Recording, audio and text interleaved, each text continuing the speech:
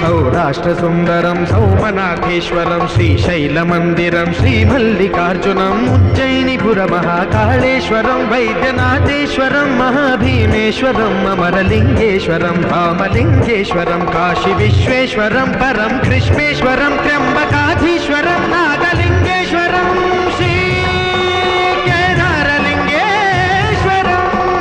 लिङ्गात्मकं ज्योतिलिङ्गात्मकं वायुलिङ्गात्मकम् आत्मलिङ्गं